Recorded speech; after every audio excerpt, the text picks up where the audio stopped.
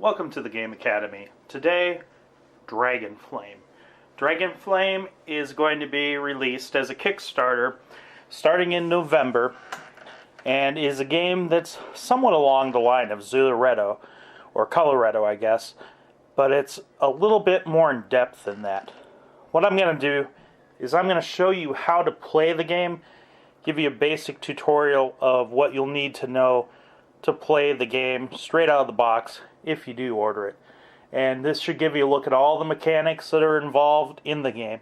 And then in another video I will probably post gameplay footage of me and my kids playing it, because it is simple enough that kids can learn it. They may not know the exact strategic value of everything in it, but they can definitely learn it. This is a game for 2 to 5 players, designed by Loomis and being produced by Minion games.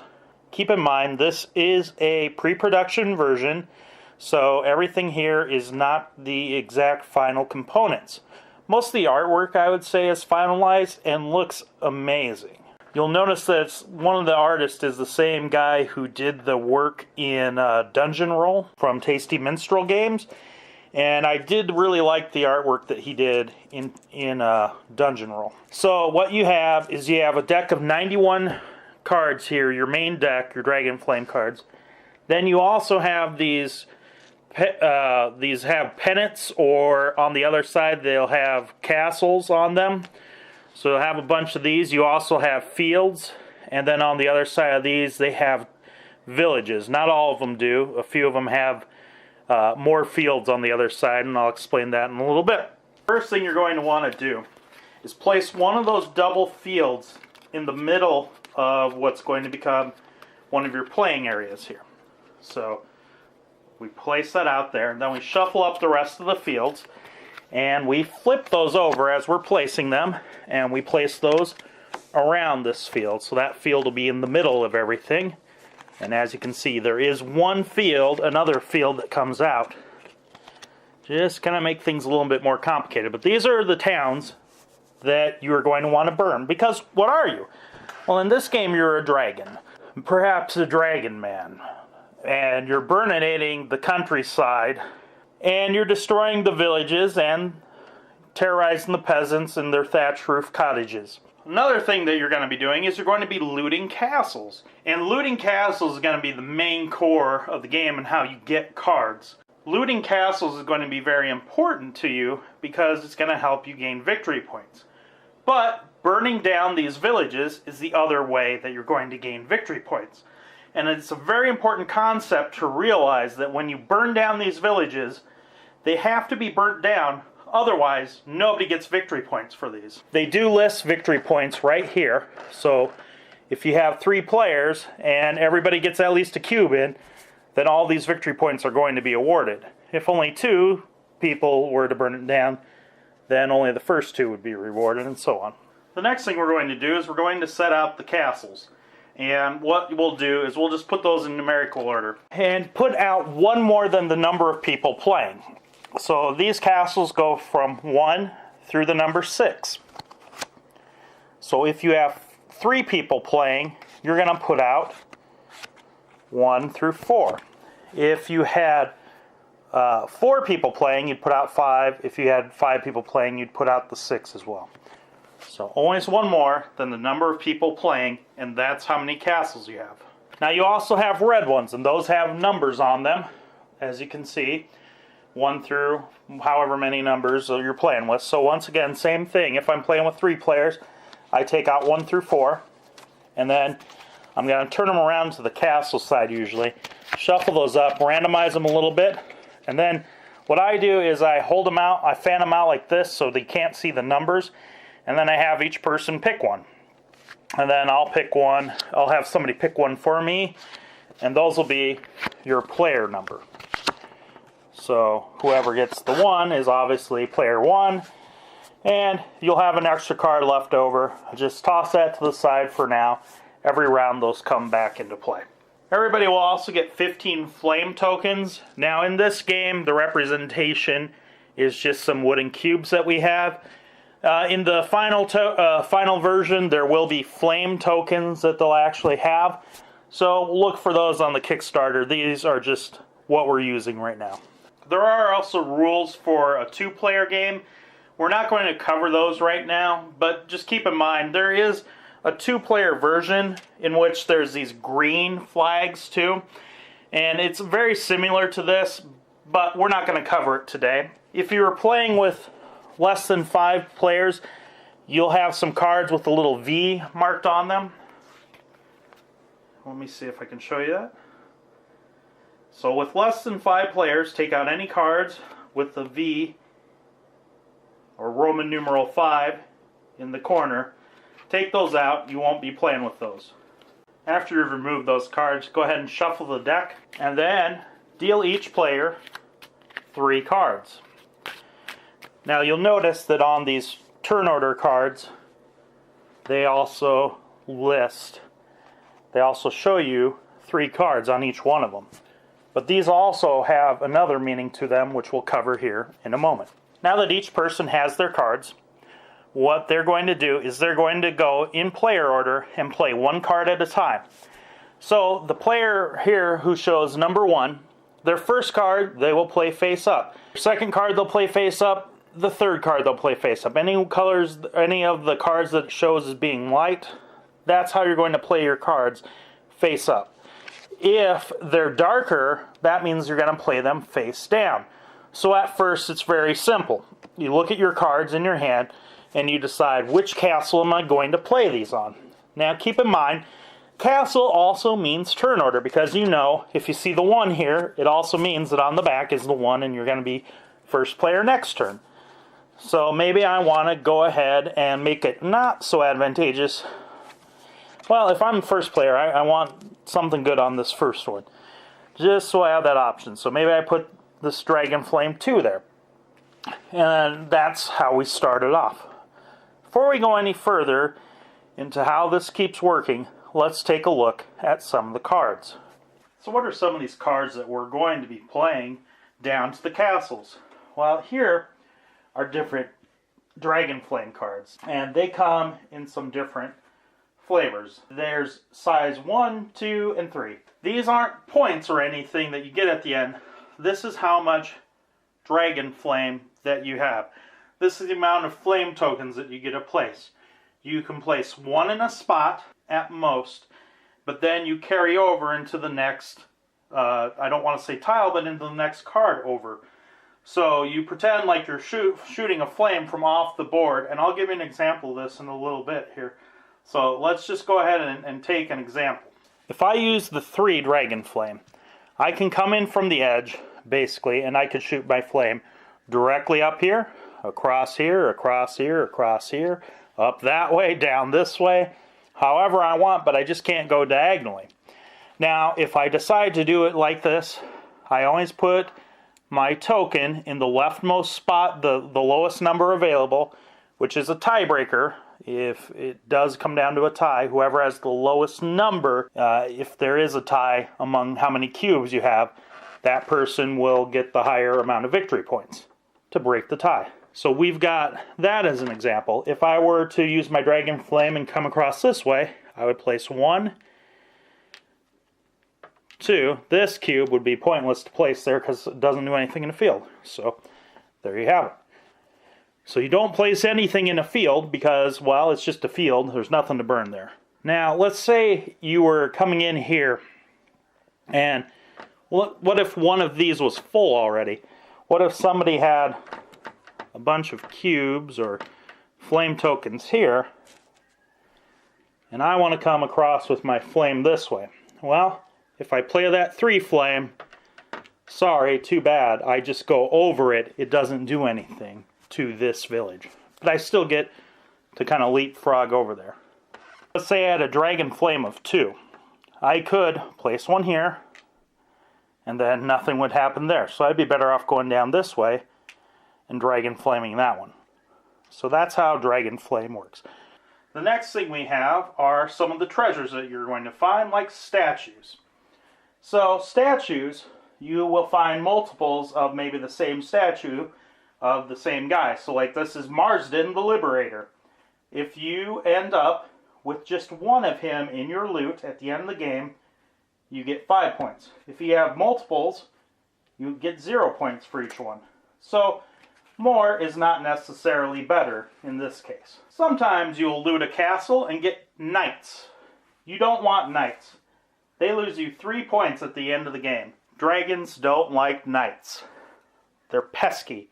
Sometimes you'll get different treasures like jewelry. And here you have a necklace, a ruby necklace that's 3 points. You have a diamond ring that's worth 2 points.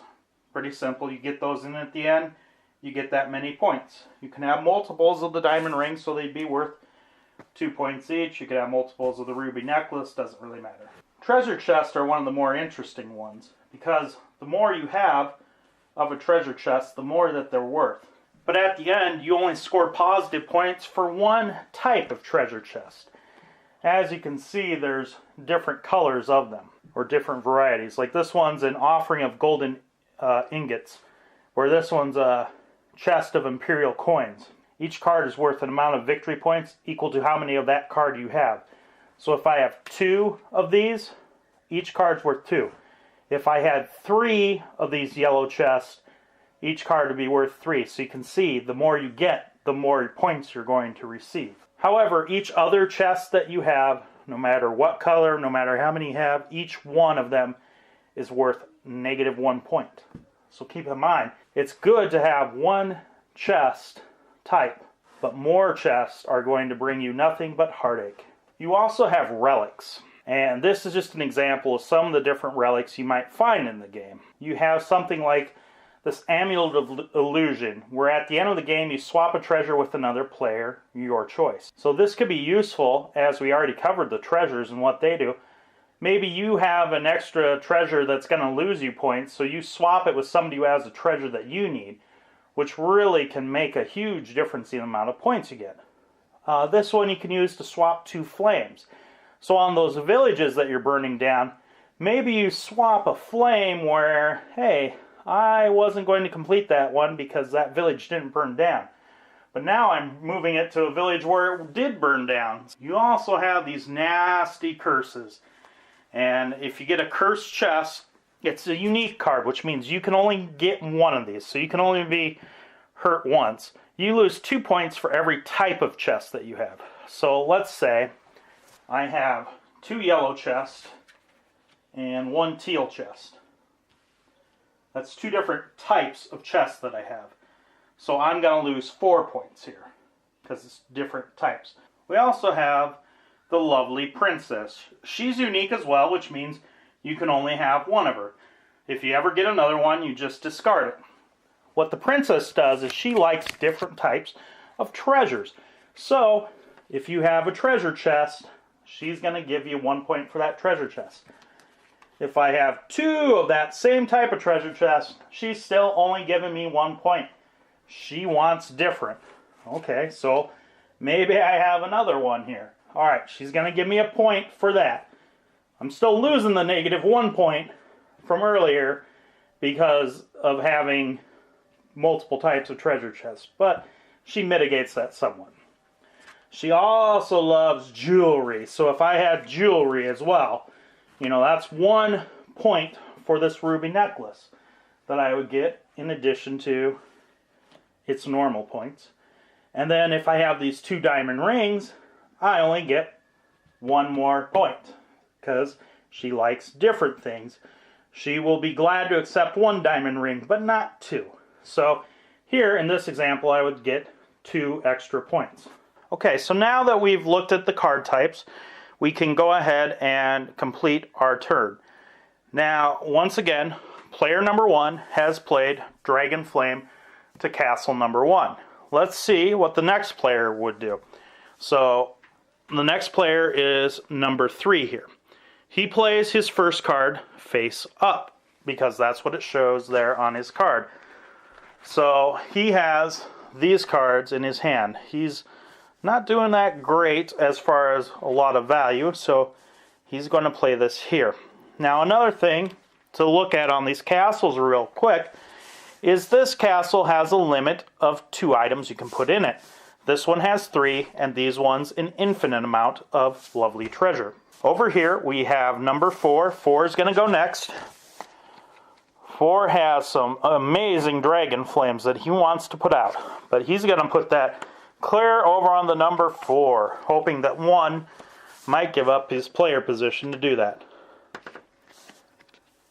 Player number 1, he always has to give all of his information face up. So now he's going to toss a 1 over into 3.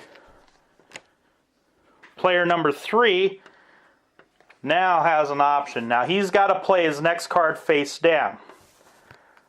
So he might try and make it so that player number 1 doesn't know what he's getting if he tries to take that 1 again. So there can be a little bit of bluffing going on because you don't know what's going to happen. And now player number 4, maybe they toss a ruby over there. Player number 1, he tosses that out there.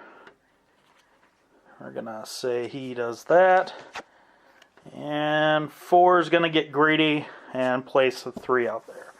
But we don't know what it is because it's hidden information. So now, once everybody's placed all their cards out, now we start claiming the castles in player order.